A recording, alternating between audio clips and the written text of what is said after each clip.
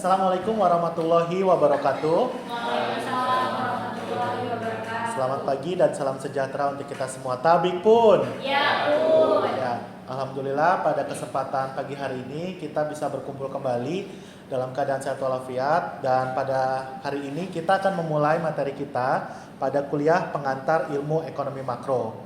Seperti yang sudah saya sampaikan pada minggu-minggu kemarin, bahwa saat ini kita akan memasuki minggu kedua dari pengantar ilmu ekonomi makro, di mana kita akan membahas materi terkait dengan perbedaan antara ekonomi makro dan juga ekonomi mikro, serta apa itu GDP ataupun produk domestik bruto.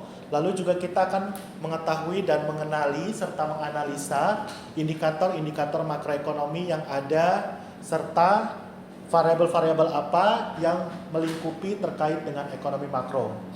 Tapi sebelum kita memulai kegiatan kita ataupun perkuliahan kita pada pagi hari ini, kita akan brainstorming dulu atau berdiskusi, dan juga saya akan menginformasikan terkait dengan apa sih capaian pembelajaran yang ada di kelas pengantar ekonomi makro ini. Jadi capaian pembelajaran kita pada kelas ekonomi makro adalah mahasiswa itu diharapkan dapat merancang ide strategis dan juga meningkatkan pemahaman terkait dengan teori dasar dari ekonomi, terutama dari bidang ekonomi makro. Nah, selanjutnya adalah kalian sebagai mahasiswa itu dapat mengidentifikasi terkait dengan dampak ataupun akibat dari berbagai macam kebijakan yang terjadi dalam lingkup global. Dan selanjutnya adalah mengenali kebutuhan serta dapat berkomunikasi secara aktif. Maka dari itu, saya harapkan kepada kalian pada kelas ini untuk bisa berpartisipasi secara aktif dalam kegiatan diskusi yang akan saya hantarkan pada sesi mata kuliah pagi hari ini. Selanjutnya, di sini kalian juga akan memberikan berbagai macam gambaran, serta kita akan mencoba untuk berpikir kritis mengenai ide-ide strategis serta isu-isu yang berkembang dalam konteks ekonomi global. Karena mata kuliah kita adalah pengantar ekonomi makro, maka kita akan mencoba untuk mendiskusikan terkait dengan persoalan serta ide-ide kebijakan ekonomi makro, serta bisa mengemukakan pendapat mengenai konteks perilaku rumah tangga dan juga masyarakat. Dan yang terakhir, capaian pembelajaran yang diharapkan adalah dapat menjelaskan terkait dengan perbedaan antara konsep ekonomi mikro dan ekonomi makro melalui pendekatan nasional. Nah, jadi dalam pertemuan kita pada pagi hari ini, kita akan masuk kepada materi terkait dengan pengantar ilmu ekonomi makro dan juga mengukur output nasional dan pendapatan nasional. Sesuai dengan capaian pembelajaran dalam mata kuliah pagi hari ini, para pengajar ataupun dosen mengharapkan kepada mahasiswa untuk bisa berpikir kritis, mengidentifikasikan variabel-variabel ekonomi makro, serta dapat menjelaskan dan mengkreasikan bentuk-bentuk persamaan ataupun perhitungan sederhana dari pendekatan ekonomi makro tersebut. Sudah siap semua? Siap. Baik, sekarang kita akan melanjutkan untuk materi kita. Jadi materi saya ataupun yang akan saya bawakan pertama itu adalah terkait dengan konsep ekonomi makro dan konsep ekonomi mikro. Ya. Jadi mungkin teman-teman ataupun para mahasiswa sudah familiar ataupun sudah paham bahwa ada perbedaan antara ekonomi makro dan ekonomi mikro.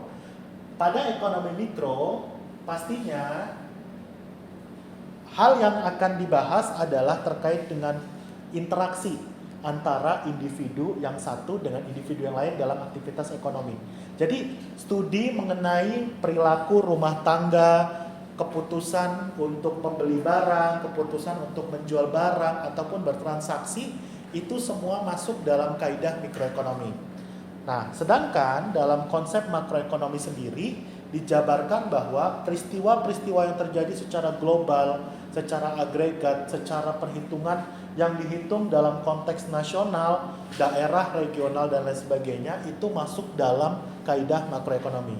Jadi jelas sekali perbedaan antara makroekonomi dan mikroekonomi, di mana makroekonomi itu akan membahas terkait dengan konsep berskala kecil, sedangkan kalau makroekonomi konsep berskala besar. Nah, dalam konsep makroekonomi pastinya ada beberapa variabel ataupun indikator yang akan kita bahas pada pertemuan pagi hari ini. Jadi dalam konteksnya pastinya kita akan mengetahui bagaimana ahli ekonomi itu berpikir, ya. Jadi dalam kontekstual ekonomi mikro, makro ataupun yang lainnya, pastinya kita mengenal ada dua macam variabel. Yang pertama adalah variabel endogen, yang kedua adalah variabel eksogen. Nah, jadi kalau dalam siklus kurva penawaran di sini dikatakan bahwa ini adalah permintaan dan ini adalah penawaran. Nah, di sini ada variabel-variabel yang ada di dalam model dan ada variabel-variabel yang ada di luar model. Jadi para ekonom berpikir bahwa ada pendekatan yang bisa kita lihat dari dalam suatu sistem dan ada yang kita bisa lihat dari luar sistem. Nah, jadi dalam model ini pastinya setiap titik pertemuan antara demand dan juga supply itu akan masuk ke dalam perpotongan yang disebut dengan titik equilibrium ataupun titik keseimbangan. Jadi patut untuk kita pahami bersama bahwa variabel endogen dan variabel eksogen pastinya adalah variabel-variabel yang mempengaruhi atau dipengaruhi atau variabel yang berada di dalam atau di luar dari sistem. Nah, jadi ini adalah konteks mengenai bagaimana ahli ekonomi itu berpikir. Selanjutnya di sini kita akan mengetahui pergeseran antara kurva permintaan dan penawaran. Konsepsi dari ekonomi makro sebenarnya berakar dari ekonomi mikro. Pendekatan ekonomi makro itu berdasar dari ekonomi mikro itu sendiri. Makanya kita harus memahami ada namanya pergeseran antara kurva permintaan dan kurva penawaran. Jadi kalau misalkan tadi kita membahas terkait dengan perpotongan antara demand dan juga supply untuk equilibrium, maka di sini ada namanya pergeseran dari kurva demand dan kurva supply.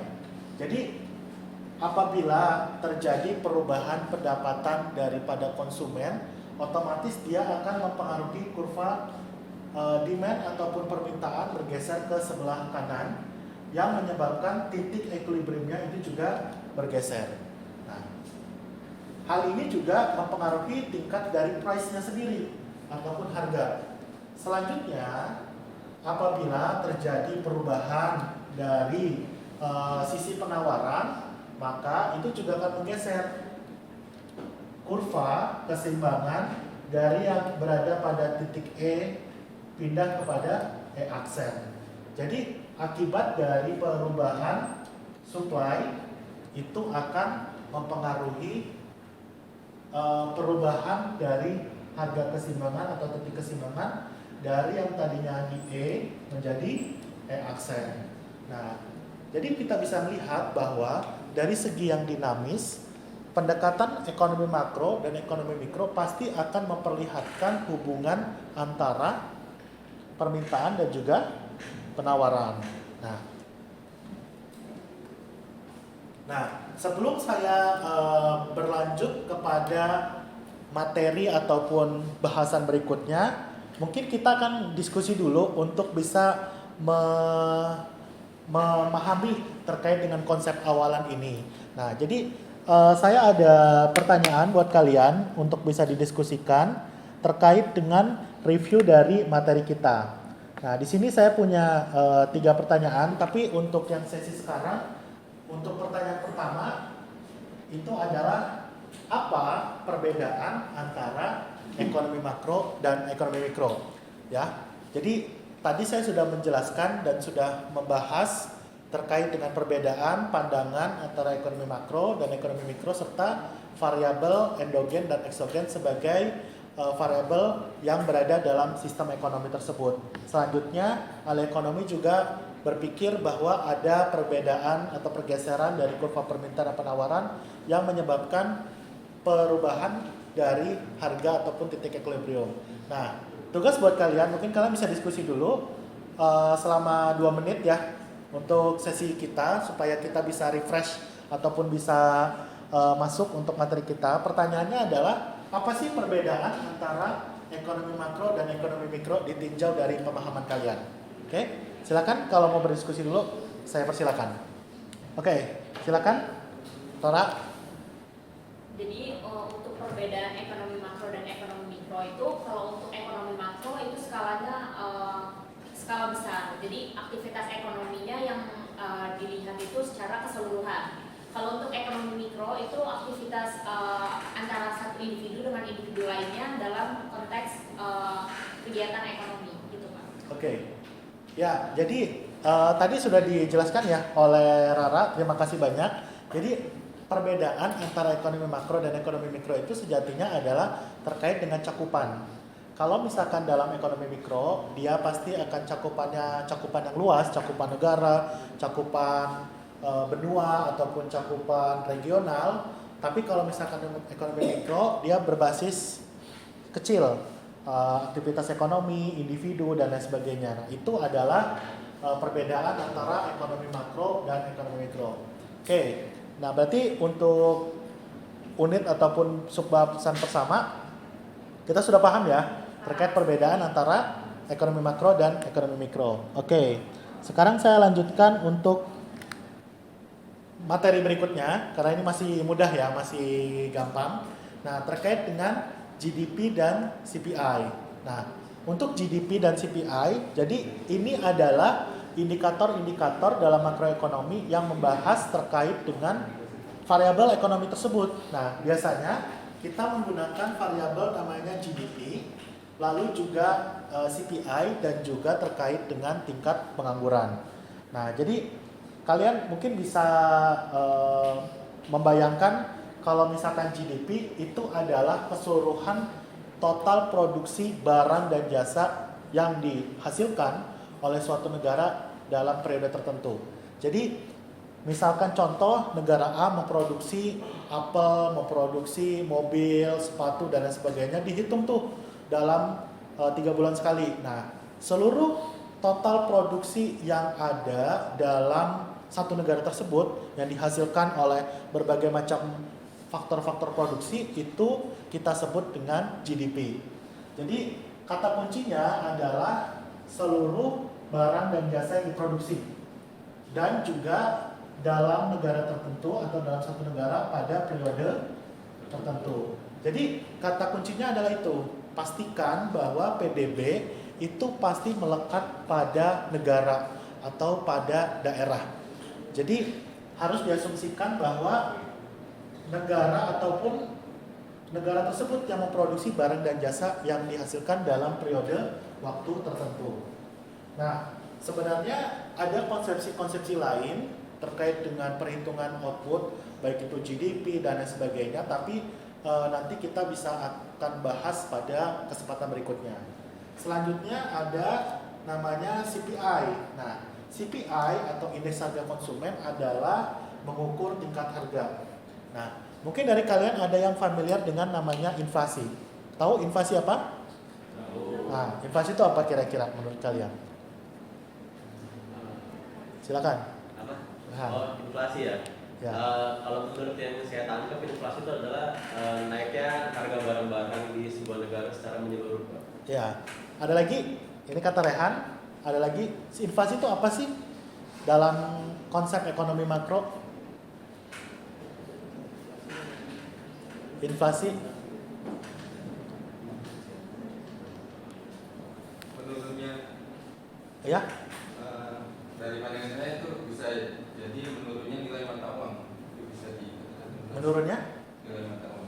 Oh gitu. Oke, berarti bisa juga beberapa fenomena yang menjadi indikator terkait dengan inflasi itu. Yang pertama, kenaikan harga barang dan jasa secara terus-menerus ataupun secara umum, ataupun yang kedua adalah terkait dengan mata uang, ya.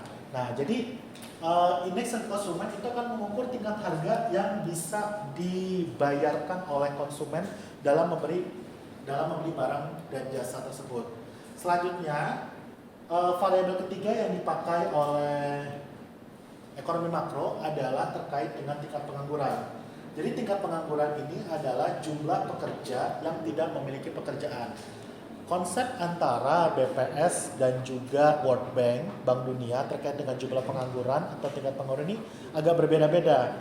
Kadangkala menurut BPS, orang yang sedang mencari pekerjaan dalam posisi dia tidak bekerja itu masuk dalam kategori tidak menganggur. Tapi menurut World Bank itu nggak bisa. Jadi yang diukur itu benar-benar adalah orang yang benar-benar tidak punya pekerjaan sama sekali. Jadi walaupun dia lagi mencari pekerjaan itu tetap dihitung pengangguran. Nah, makanya kenapa konsepsi antara tingkat pengangguran ini menjadi hal yang jamak, karena ilmu sosial itu kan ilmu yang bersifat objektif ya. Berbagai macam fenomena itu bisa ditangkap dari berbagai macam sisi. Makanya kenapa dalam tingkat pengangguran ini dinyatakan bahwa jumlah pekerja yang tidak memiliki pekerjaan itu disebut dengan tingkat pengangguran. Nah, terus ada dua cara ataupun dua pendekatan dalam menghitung aliran ataupun GDP sendiri. Yang pertama adalah menghitung berdasarkan pendapatan total dari seluruh negara, dari satu negara. Jadi total barang dan jasa yang diproduksi dalam satu negara, satu periode tertentu, itu kita hitung, maka kita masuk kepada pendekatan pertama, itu pendapatan total. Yang kedua, itu adalah pengeluaran total output barang dan jasa dalam satu negara. Jadi, di sini dikatakan bahwa dua pendekatan ini, itu adalah pendekatan yang sama-sama menghasilkan nilai yang sama ataupun nilai equal. Jadi kalau misalkan pendapatan ini misalkan dapatnya 100, maka pastinya untuk pengeluaran itu nilainya juga 100. Gitu. Jadi tidak ada yang berbeda. Nah, dalam memahami ekonomi makro, kita juga melihat ada namanya siklus aliran sirkuler untuk menjelaskan perputaran barang dan jasa yang diproduksi dan juga yang dikonsumsi. Jadi, di sini dikatakan bahwa rumah tangga itu akan memberikan atau menyediakan tenaga kerja kepada perusahaan, dan perusahaan akan menyediakan barang dan jasa yang dapat dibeli oleh rumah tangga. Selanjutnya di sini dikatakan bahwa ada perusahaan akan memberikan kompensasi, ya. Kompensasinya berupa pendapatan. Nah, kalau misalkan rumah tangga menyediakan tenaga kerja, maka yang akan diberikan adalah upah atau gaji, ya, seperti itu. Sedangkan untuk rumah tangga, dia akan mengeluarkan pendapatan mereka yang disebut dengan pengeluaran untuk bisa membeli barang dan jasa dari perusahaan. Jadi aliran sirkuler ini adalah aliran yang menjelaskan terkait dengan fenomena di ekonomi makro mengenai bagaimana barang dan jasa ataupun terkait dengan tenaga kerja itu bisa melalui siklus dari dua aktor. Yang pertama, aktor pertama rumah tangga, dan aktor kedua adalah perusahaan. Sebenarnya ada 4 aktor yang ada atau yang biasa kita gunakan dalam ekonomi makro. Tapi untuk saat ini, karena dalam materi ini adalah materi terkait dengan pengantar, maka di sini kita hanya mengasumsikan 2 saja, yaitu rumah tangga dan juga perusahaan. Oleh karena itu di sini GDP akan mengukur aliran uang yang ada di sana dalam ekonomi tersebut. Oke, selanjutnya kita ingin tahu nih kaidah menghitung GDP. Tapi sebelum kita menghitung GDP, saya juga ingin memberikan pertanyaan nih buat kalian terkait dengan diskusi kita pada pagi hari ini. Jadi saya ingin menanyakan kepada kalian terkait dengan pertanyaan kedua. Nah, pertanyaan kedua adalah apa yang dimaksud dengan GDP? Tadi kan saya sudah jelasin ya, apa itu GDP. Nah, saya ingin dengar nih pendapat kalian terkait dengan GDP. Apa sih GDP ataupun produk domestik bruto itu? Silakan. Oke, silakan. Oke, jadi GDP itu adalah cara yang digunakan di dalam suatu negara itu untuk mengukur nilai total barang atau jasa yang dikeluarkan. Nah, itu dipakai biasanya untuk semakin tinggi nilai GDP-nya, biasanya negara itu atau nilai perekonomian itu semakin baik. Dan juga misalnya semakin rendah atau semakin turun, itu biasanya ada permasalahan di dalam negara tersebut. Oke. Jadi kalau di GDP itu berarti kita bisa mengatakan bahwa total produksi ataupun total dari seluruh barang dan jasa yang diproduksi ya dalam satu periode tertentu. Oke, itu jawaban dari Fadli. Sekarang ada lagi pertanyaan, silakan jawaban. Kalau menurut pendapat saya, GDP itu merupakan jumlah produk yang berupa barang dan jasa yang dihasilkan oleh unit-unit produksi dalam suatu negara dalam kurun waktu tertentu. GDP itu juga sering disebut sebagai metode dalam menghitung pendapatan nasional dan sering dianggap bersifat kotor atau bruto. Oke, siap. Berarti kita sudah ada dua pemahaman atau dua konsepsi ya di sini ya. Yang pertama dari Fadli sendiri itu adalah terkait dengan seluruh total output yang diproduksi satu negara, yang itu juga mencerminkan pendapatan nasional dari negara tersebut. Yang kedua juga sama, itu mencerminkan pendapatan kotor dalam tanda kutip atau pendapatan yang memang sudah diproduksi ataupun yang sudah dihasilkan oleh suatu negara dalam periode tertentu. Oke, berarti untuk konsepsi yang kedua dari GDP ini kalian sudah pada paham ya terkait dengan GDP ini. Oke, nah berarti saya akan melanjutkan untuk materi berikutnya, yaitu terkait dengan menghitung GDP. Nah, setelah tadi kita tahu secara teorinya nih ya, secara teorinya kita sudah tahu, oh GDP ini seperti ini Pak. Maksudnya seperti ini, pendekatannya seperti ini. Nah, sekarang saya akan coba kepada kalian untuk bisa menghitung secara sederhana bagaimana menghitung GDP tersebut. Nah, misalkan contoh di sini ada suatu negara memproduksi dua macam komoditas. Yang pertama adalah apel, yang kedua adalah jeruk. Andaikan mereka hanya memproduksi dua jenis barang tersebut. Nah, harga apel itu sebesar 0,50 sen atau 0,50 dolar. Sedangkan harga jeruk itu sebesar 1 dolar per kilonya. Pertanyaannya adalah berapa GDP ataupun produk domestik bruto yang dihasilkan ataupun yang kita hitung dalam negara tersebut. Nah, sekarang kita hitung ya. Kita balik ke teorinya bahwa GDP itu adalah seluruh nilai total produksi barang dan jasa yang dihasilkan oleh suatu negara dalam periode tertentu. Maka di sini karena dua negara ini hanya memproduksi apel dan juga jeruk, maka kita akan hitung nilainya, ya. Jadi misalkan apel itu mereka memproduksi sebesar 4, sedangkan jeruk itu mereka produksi sebesar 3. Maka kita akan hitung nilainya adalah harga apel dikalikan dengan jumlah kuantitas yang dihasilkan ditambah dengan harga jeruk dikalikan dengan kuantitas jeruk yang dihasilkan. Jadi 4 dikali 0,5 itu sama dengan 2 ditambah dengan 3 dikalikan dengan 1 adalah 3. Maka total GDP-nya adalah sebesar 5 dolar. Nah, jadi ini sangat sederhana untuk menghitung total GDP. Jadi karena mereka hanya menghasilkan 2 komoditas, maka kita bisa katakan mereka hanya menghasilkan 5 saja. Seperti itu. Oke. Nah, sekarang terkait dengan GDP ada 2 pendekatan, yaitu GDP real dan GDP nominal. Nah, kalau GDP real itu adalah GDP yang dihitung berdasarkan tahun dasar ataupun tahun yang memang sudah menjadi acuan. Sedangkan GDP nominal itu adalah GDP yang didasarkan atau dihitung berdasarkan tahun berjalan. Nah, berarti kalau misalkan GDP real dan GDP nominal itu perbedaannya seperti itu. Nah, coba sekarang kita akan tes kepada kalian, paham nggak ya cara menghitung antara GDP nominal dan GDP real.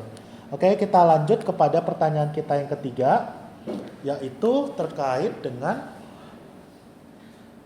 produk. Nah, ada produk sepatu yang dihasilkan oleh negara LX dengan tabel berikut. Jadi ada sepatu Nike dan sepatu Adidas tahun 2020 dan 2021.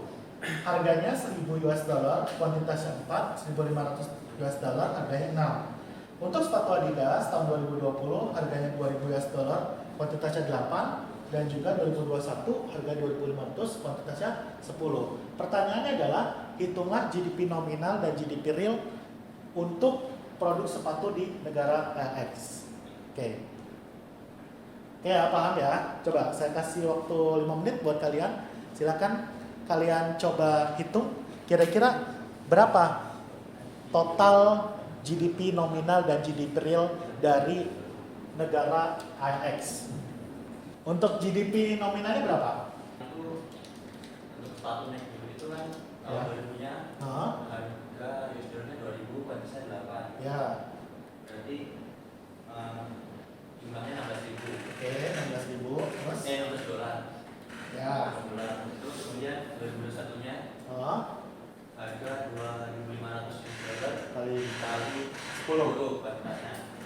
Jadi? 25 Ya, jadi totalnya adalah totalnya 41 ribu. Itu untuk sepatu Adidas. Sepatu Nike berapa? Sepatu Nike itu 1000. Harganya 1000 dolar dikali 4 Empat. kuantitasnya. Ya. Terus 1000. 1.500 dikali 6. Berapa ini? 9. Oke, berarti ini adalah 13.000. Maka GDP nominalnya adalah pertambahan antara sepatu Nike dan sepatu Adidas. Berarti totalnya adalah 84.000 US dollar. oke, berarti GDP nominalnya di sini adalah 54.000. Oke, berarti kalau GDP nominal dia menggunakan tahun berjalan ya, 2020, 2021 dan sebagainya. Oke. Jadi sudah paham ya konsepsi dari GDP nominal dan GDP real. Jadi ternyata GDP nominal itu nilainya lebih besar daripada GDP real. Kenapa? Karena dia tidak menggunakan tahun dasar. Tapi perbedaannya kalau kita menggunakan GDP real, pasti kita menggunakan tahun dasar 2020 sebesar 1000 dan 2000. Ya, jadi itu adalah cara perhitungan sederhana dari menghitung GDP. Nah, berarti di sini kita bisa simpulkan sebelum saya tutup untuk kegiatan perkuliahan kita terkait dengan review dari kegiatan perkuliahan pengantar ekonomi makro, bahwa yang pertama kita sudah menemukan persamaan persepsi terkait dengan perbedaan antara ekonomi makro dan ekonomi mikro. Kalau ekonomi makro itu perspektifnya umum dan ekonomi mikro perspektifnya lebih ke khusus atau lebih ke kecil ya. Lalu juga ada terkait dengan variabel endogen dan juga terkait dengan PDB ya untuk menghitung nilai outputnya. Terus yang kedua, di sini cara menghitungnya dengan pendekatan total dan produksi serta pendekatan terkait dengan pengeluaran. Serta pendekatan GDP itu dibagi dalam dua bagian, yaitu GDP nominal dengan tahun berjalan dan GDP real dengan tahun dasar. Ya, jadi itu tadi mata kuliah kita untuk pengantar ekonomi makro. Sangat luar biasa sekali antusias dari kalian, dan alhamdulillah sudah pada pinter-pinter, sudah pada paham ya materi tadi yang sudah disampaikan. Jadi kita sudah belajar teori, kita sudah mempraktekkan cara menghitung GDP secara sederhana, dan sudah bisa menyampaikan hasil diskusi yang sudah kalian lakukan di kelas. Baiklah, itu aja perkuliahan kita untuk pagi hari ini. Terima kasih banyak. Kita akan bertemu lagi minggu depan untuk materi berikutnya, dan tetap jaga semangat, jaga kesehatan. Sampai berjumpa pada kesempatan berikutnya. Terima kasih. Wabillahi taufiq wal hidayah. Wassalamualaikum warahmatullahi wabarakatuh. Waalaikumsalam.